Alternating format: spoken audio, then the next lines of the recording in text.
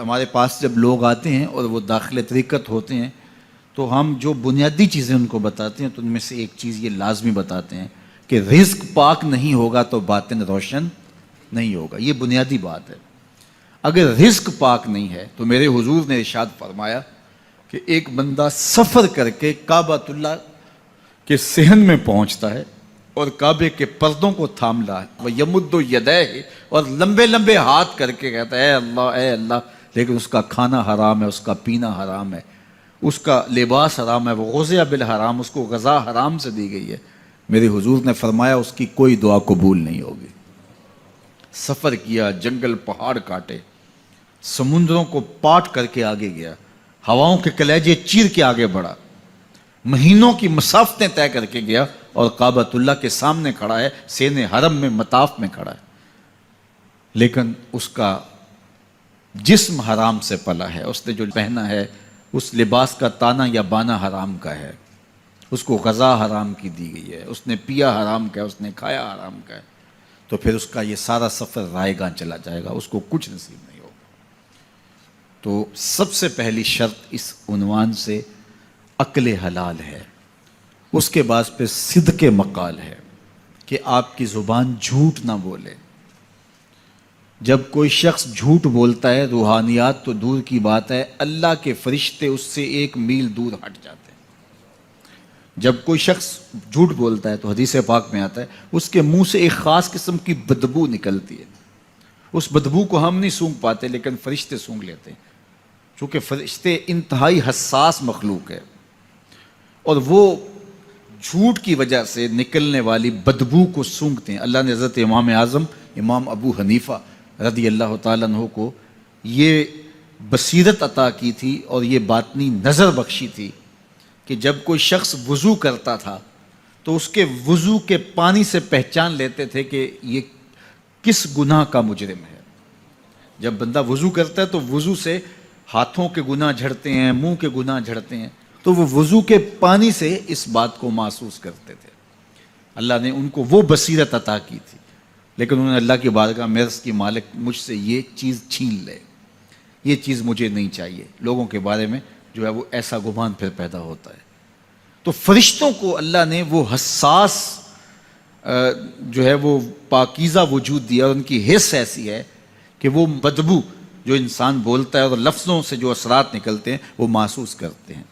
تو جب کوئی شخص جھوٹ بولتا ہے تو اس کے جسم سے, اس کی زبان سے جھوٹ کے ساتھ بدبو نکلتی ہے. اللہ کے فرشتے 1 میل دور تک پیچھے ہٹ جاتے ہیں.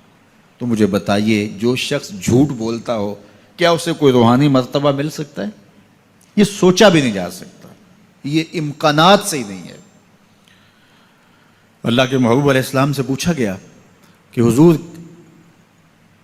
کوئی مسلمان, کوئی مومن کیا بزدل ہو سکتا ہے؟ فرمایا نہیں, وہ بہادر ہوتا ہے, لیکن ہو سکتا ہے کبھی اس سے بزدلی بھی سرزد ہو جائے. انسانی کمزوری ہے, کبھی انسان بہت طاقت میں ہوتا ہے, کبھی انسان کمزور بھی پڑ جاتا ہے.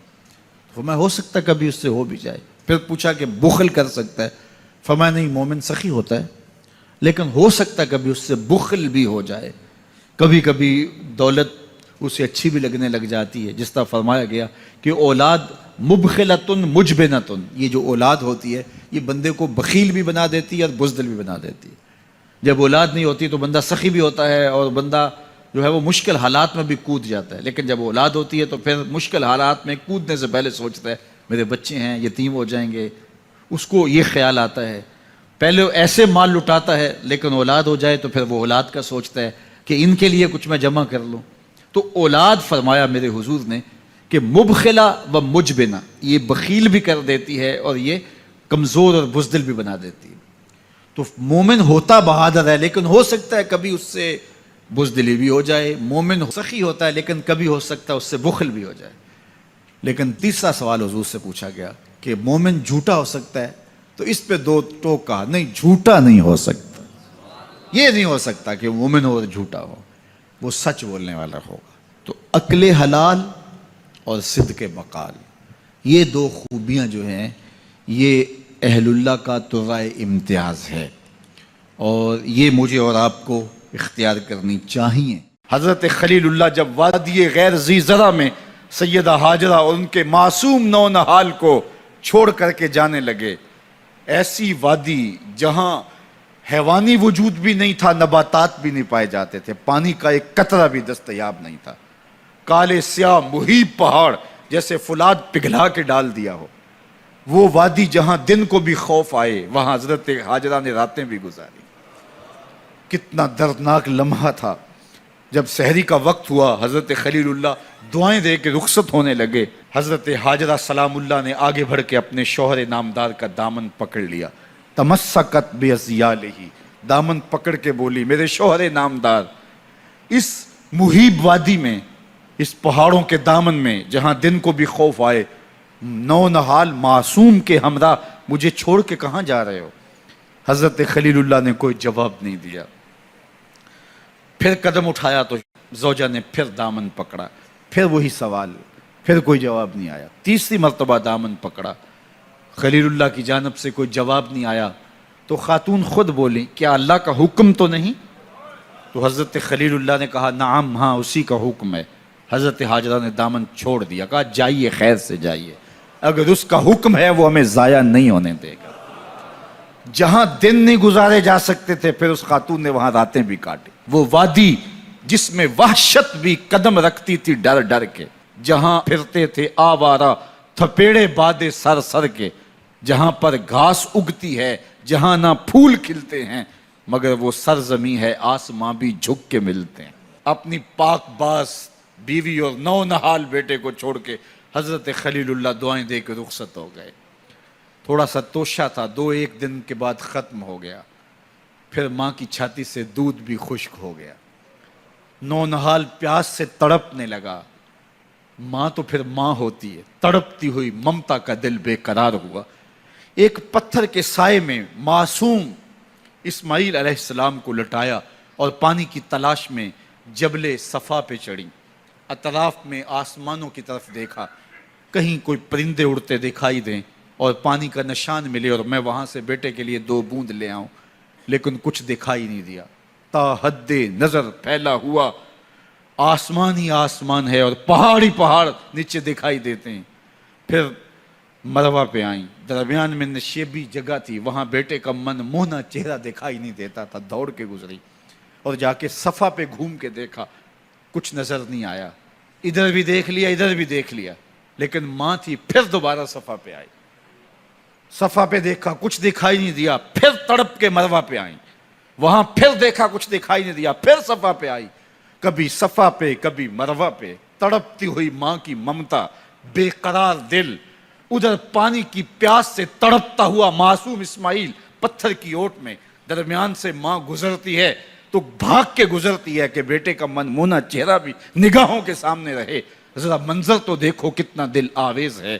اللہ اکبر، سینوں میں پتے پانی ہو جائیں، پتھر بھی ہو تو پگھل جائے اس زہرہ گداز داستان سے، لیکن اللہ پر توکل اور ماں کی بے قراریاں، کبھی صفا پہ کبھی مروہ پہ، زبان پہ شکایت نہیں ہے۔ پھر جب مروہ پہ پہنچتی ہیں، 7 چکر مکمل ہو گئے، تو ادھر کیا دیکھا کہ معصوم اسماعیل ایڑیاں رگڑ رہا ہے۔ ماں کا دل ڈولنے لگا کہ بیٹا آخری لمحوں میں دوڑی کہ بیٹے کو جا کے اپنی چھاتی سے چمٹاؤں، ہو سکتا ہے 2 قطرے دودھ کے اس کی زندگی کی آس بندھا دیں۔ تو ماں دوڑتی ہوئی آئی، لیکن جب قریب آئی تو منظر بدلا ہوا تھا۔ معصوم کی ایڑیوں کے رگڑنے سے تازہ چشمہ پھوٹ رہا ہے، پانی ہے کہ بے قابو ہونا چاہ رہا ہے۔ آگے بڑھی، جلدی جلدی مٹی کی منڈھیری کرتے ہوئے کہا زم زم، رک جا رک جا۔ اللہ اکبر۔ ہاجرہ سلام اللہ علیہا نے حضرت اسماعیل کی محبت اور اپنے رب پر توکل کی انوکھی اور البیلی داستان رقم کی۔ کہا ہاجرہ تو نے بھی حد کر دی، لیکن قیامت تک تیری راہوں کو بھی جلوہ گاہ بنا دیں گے۔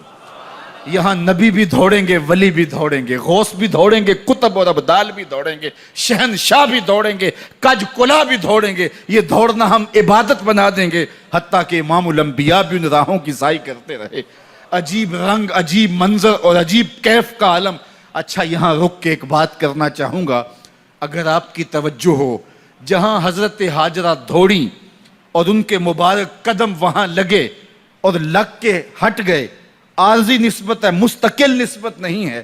جہاں ان کے قدم لگ کے ہٹ گئے وہ جگہ تو جلوہ گاہ بن گئی، اور جہاں حضور خود جلوہ فرما ہیں وہ گنبد خضرا جلوہ گاہ کیوں نہیں ہو سکتا ہے؟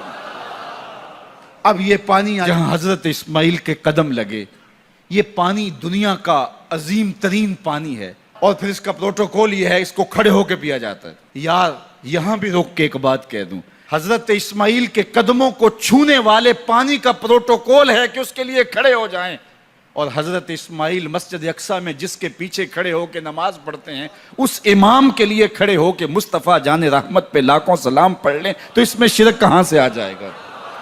تو یہ تکریم ہے، یہ عزت ہے اس پانی کی کہ اس نے حضرت ذبیح اللہ کے قدم چھوئے ہیں۔ تو یہ سارا حج اللہ اکبر ہمیں ہمارے ماضی سے جوڑتا ہے۔